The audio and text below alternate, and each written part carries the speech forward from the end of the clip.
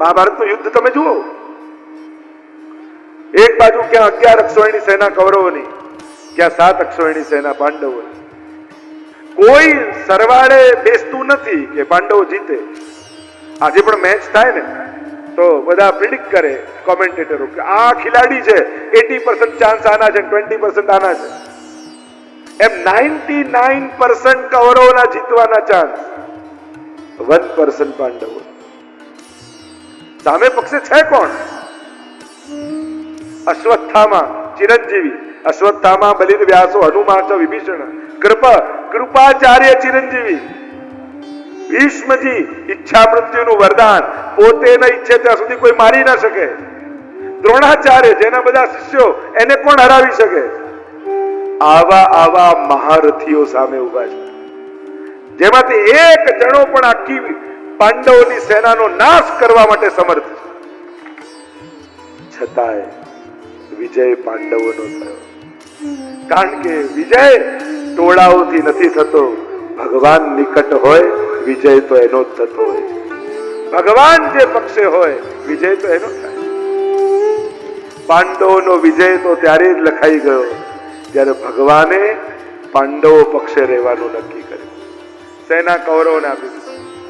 યત્ર Yogeshwar Krishna યત્ર Partho ધનુર્ધર તત્ર Shri વિજયો ભૂતિર્ધ્રુવા નિતિર્મતિર્મમા.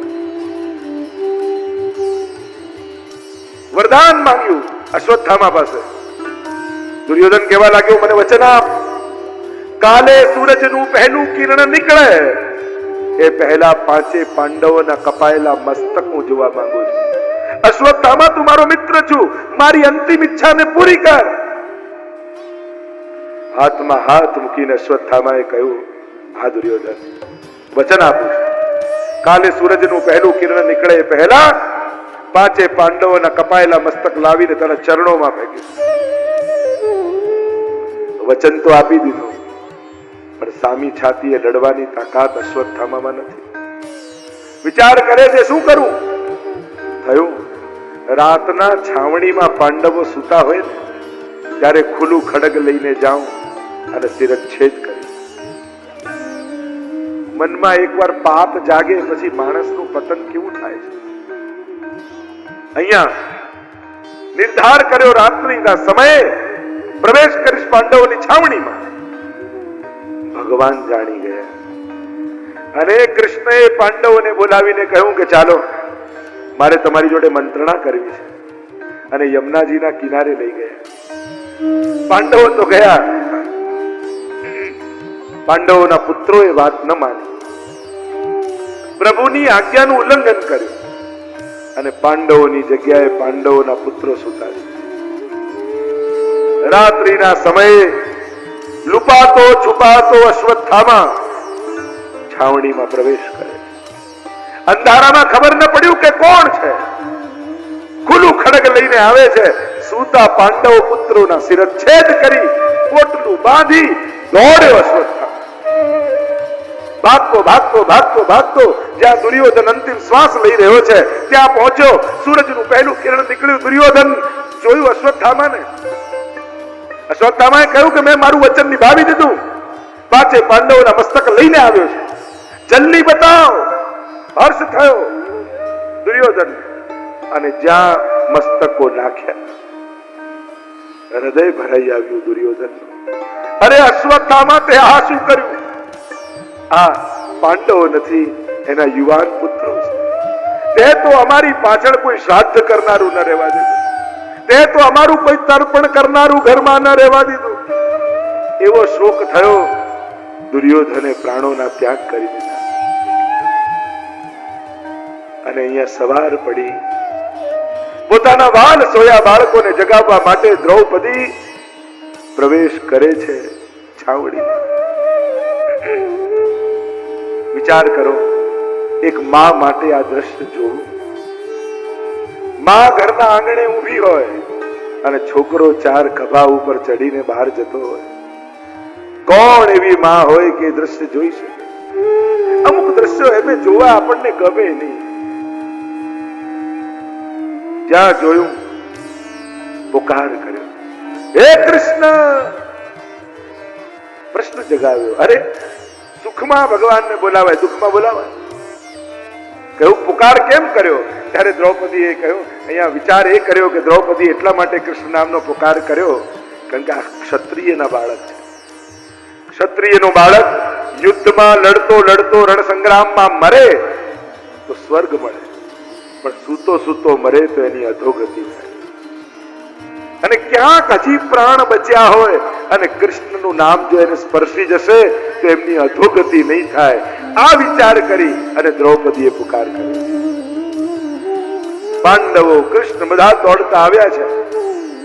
Cup કપી ઉઠ્યું મન પાંડવોનું. કોણ છે આ દુષ્ટ? તો અર્જુને કહ્યું, આ દુષ્ટને પકડીને અહીંયા નહીં લાવું, નહીં તો પ્રાણોનો ત્યાગ કરી દઈશ. ભગવાને રથની લગામ પકડી, ખેંચી છે રથની લગામ. ગડગડ ગડગડ કરતો રથ પાછળ પાછળ આવે અને અશ્વત્થામાં આગળ આગળ આગળ આગળ આગળ દોડી ગયો. કેસથી પકડ્યો અશ્વત્થામાં.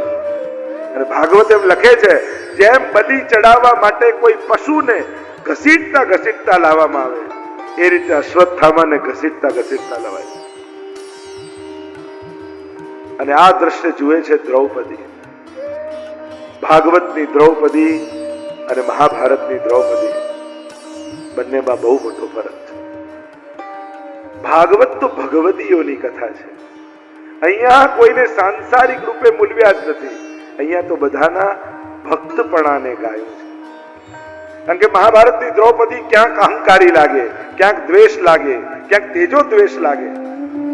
ભાગવતની દ્રૌપદી તો ભગવત ભક્તા છે, ભગવતી છે. અને જ્યાં દ્રશ્ય જુએ છે દ્રૌપદી બોલે છે, મુચ્યતામ મુચ્યતામ એષ બ્રાહ્મણો નિતરામ ગુરુ. છોડી દો, છોડી દો. એષ બ્રાહ્મણ, આ બ્રાહ્મણ છે. શાસ્ત્ર કહે ગમે તેવું કૃત્ય થયું બ્રાહ્મણને મૃત્યુદંડ ન અપાય. મુચ્યતામ છોડો. નિતરામ ગુરુ, આ તો આપણા ગુરુ છે. કારણ કે ગુરુ પુત્ર પણ ગુરુ રૂપ હોય છે. જે વિદ્યા અર્જુનને શીખવાડી કદાચ આને નથી શીખવાડી, એવા દ્રોણાચાર્યના અમારા ઉપર ઉપકારો છે. છોડી દો. અને સૌથી મોટી વાત, આ પણ કોઈ માનો દીકરો છે. એક માં થઈ બીજી માને પુત્ર ગુમાવવાનું દુઃખ હું ના આપી શકું. છોડી દો. હવે શાસ્ત્ર કહે કે આતતાઈને જુઓ ત્યાં મારી નાખો, અને શાસ્ત્ર કહે કે બ્રાહ્મણને મૃત્યુદંડ ના અપાય. કરવું શું? ભગવાને ઉપાય બતાવ્યો. બ્રાહ્મણનું અપમાન એ જ એનું મૃત્યુ છે. એમ કરો, આનું અપમાનિત કરો અને આને મુક્ત કરી દો. અપમાનિત કર્યો, કેશ મર્દન કર્યું, મણી કાઢી લીધો, મુક્ત કર્યો અશ્વત્થામા. અપમાનની અગ્નિમાં બળવા લાગ્યો અશ્વત્થામા. નહીં છોડવું આ પાંડવોને. શું કરું વિચાર કરે છે. બ્રહ્માસ્ત્રનું આહવાન કર્યું અને બ્રહ્માસ્ત્રનું આહવાન કરીને વિચાર કરે છે, કોની તરફ છોડું? અર્જુન તરફ, કૃષ્ણ તરફ, યુધિષ્ઠિર તરફ? વિચાર કરતા કરતા મનમાં આવ્યું, જે અર્જુનના પુત્ર અભિમન્યુ અને એ અભિમન્યુને ચક્રવ્યૂહમાં ફસાવીને મારી નાખ્યો હતો, એની પત્ની છે ઉત્તરા, અને ઉત્તરા ગર્ભવતી છે. જો એ ગર્ભમાં રહેલા બાળકને મારી નાખું તો આખું પાંડવ કુળ નિર્વંશ બની જાય. અને આમ વિચાર કરી બ્રહ્માસ્ત્ર તાક્યું છે ઉત્તરાના ગર્ભ તરફ. કરોડો સૂર્યો બાળવા આવતા હોય એવી અગ્નિમાં ઉત્તરા બળવા લાગી. ગભરાઈ, મને મારી ચિંતા નથી, પાંડવોનું બીજ મારા કુખે શ્વાસ લઈ રહ્યું છે. પુકાર કર્યો, પાહી પાહી મહાયોગિન દેવ દેવ જગતપતે નાન્યમ ત્વદ ભયમ પશ્યે યત્ર મૃત્યુ પરસ્પર. પાહી પાહી, રક્ષા કરો પ્રભુ, રક્ષા કરો. બાળકની રક્ષા કરવા માટે અંગુષ્ઠ માત્રનું રૂપ ધારણ કરી પરમાત્મા ઉત્તરાના ગર્ભમાં પ્રવેશ કરે અને જ્યાં સુધી ગર્ભમાં બાળક છે ત્યાં સુધી સુદર્શન ચક્ર લઈ પરમાત્મા ગર્ભની ચારે ઓર પરિભ્રમણ કરે છે, ગર્ભની રક્ષા કરે છે. બાળકનો જન્મ થયો અને જન્મતાની સાથે બાળક ચારે બાજુ શોધવા લાગ્યું કે પેલું ગર્ભમાં જે રક્ષા કરતું હતો એ પરમાત્મા ક્યાં ગયા? પરીક્ષતિ ઇતિ પરીક્ષિત, જે ચારે તરફ પરમાત્માને જુએ છે, શોધે છે, એ જ પરીક્ષિત છે. અહીંયા પ્રભુએ રક્ષા કરી. આટલા લાંબા સમયથી પ્રભુ હસ્તિનાપુર છે, પાંડવોની રક્ષા માટે સતત જોડે રહ્યા છે. પ્રભુએ પાંડવોને કહ્યું કે હવે મારે દ્વારિકા જવું છે. આટલા લાંબા સમયથી હું અહીંયા છું. દ્વારકાવાસીઓ મારી પ્રતીક્ષા કરતા હશે. પાંડવો રોકવા લાગ્યા કે પ્રભુ આપ જાઓ તો અમારું કોણ? પ્રભુ કહે ના, આટલો સમય થયો, હવે મને આજ્ઞા આપો. રથ ઉપર સવાર થયા એટલામાં સામેથી શ્વેત સાડલો પહેરી કોઈ સ્ત્રી ચાલતી ચાલતી ચાલતી સામેથી આવી રહી છે. પ્રભુ જુએ છે કે કોણ છે, અને જ્યાં નિકટ આવ્યા ત્યારે દેખાયું આ તો કુંતાજી છે. કુંતાજી નિકટ આવ્યા, બે હાથ જોડ્યા પ્રભુને અને સ્તુતિ કરતા બોલ્યા, નમસ્તે પુરુષમ ત્વાદ્યમ ઈશ્વરમ પ્રકૃતે પરમ અલક્ષમ સર્વભૂતાનાં અંતર્બહિરવસ્થિતમ. નમસ્તે પુરુષમ ત્વાદ્યમ. નમસ્કાર છે પ્રભુ. પ્રભુ કહેવા લાગ્યા, અરે ભઈબા, માં, માસી અને ફોઈ આ તો ત્રણેય સમાન આદરણીય કહેવાય. તમે મને પગે લાગો છો, આપ તો મારા ફોઈ છો. કુંતાજીએ કહ્યું, પ્રભુ હવે નાટક કરવાનું બંધ કરો, હું આપને ઓળખી ગઈ. અચ્છા, તો આપ મને તો ઓળખો જ છો ને, હું કોણ છું આપ નથી જાણતા? નમસ્તે પુરુષમ ત્વાદ્યમ. આપ પુરુષ છો. અરે એ તો આપ જાણો જ છો, સાધારણ નહીં, ત્વમેવ આદ્યમ. આપ તો આદિ પુરુષ છો. અરે આદિ પુરુષ તો બ્રહ્માજી છે, હું બ્રહ્મા છું. પ્રકૃતે પરમ. બ્રહ્માજી પણ પ્રકૃતિને આધીન છે, આપ તો એને પર છો. એટલે જો બ્રહ્મા, વિષ્ણુ, મહેશ, આ ત્રણેયમાં બ્રહ્મા, વિષ્ણુ અને મહેશ, ત્રણેયમાં વિષ્ણુ અને મહાદેવજીની ઉપાસના થાય, બ્રહ્માજીની ઉપાસના નથી થતી. કોઈના ઘરે બ્રહ્માજી પૂજામાં જલ્દી બિરાજતા નથી હોતા.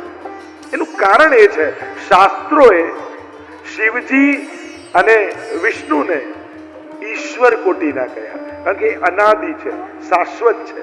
પણ બ્રહ્માજીને જીવ કોટીના માનવામાં આવે. કારણ જ્યારે સૃષ્ટિનો લય થાય છે ત્યારે બ્રહ્માજીનો નાશ થઈ જાય છે, અને સૃષ્ટિનું સર્જન થાય ત્યારે ભગવાનના નાભીમાંથી કમળ અને કમળમાંથી બ્રહ્માજી પ્રગટે છે. એટલે કે બ્રહ્માજી શાશ્વત નથી, એટલે એમને જીવ કોટીમાં રાખવામાં આવે. પણ વિષ્ણુ અને મહાદેવ એ શાશ્વત છે, એ ઈશ્વર કોટીના છે. મહાપ્રભુજીએ બાલબોધ નામનો સુંદર ગ્રંથ લખ્યો છે, અને એમાં શેની ઉપાસનાથી, કોની ઉપાસનાથી શેની પ્રાપ્તિ થાય, સુંદર એની ચર્ચા કરવામાં આવી છે. કોણ શું દાન કરે, કોણ શું આપી શકે, અદ્ભુત ચર્ચા કરી છે. પ્રકૃતે પરમ. પ્રભુ આપ તો ઘટઘટની જાણનારા છો. જેમ એક સાધારણ વ્યક્તિ નાટક જોવા જાય અને નાટકમાં કોઈને રડતો જોઈને પોતે પણ ગળગળો થઈ જાય, એમ અમે પણ એવા અબોધ છીએ ને પ્રભુ. આપના નાટકો જોઈ અમે મોહાઈ જઈએ છીએ. પણ એ તો નાટક છે, જે ટકે નહીં એ જ નાટક.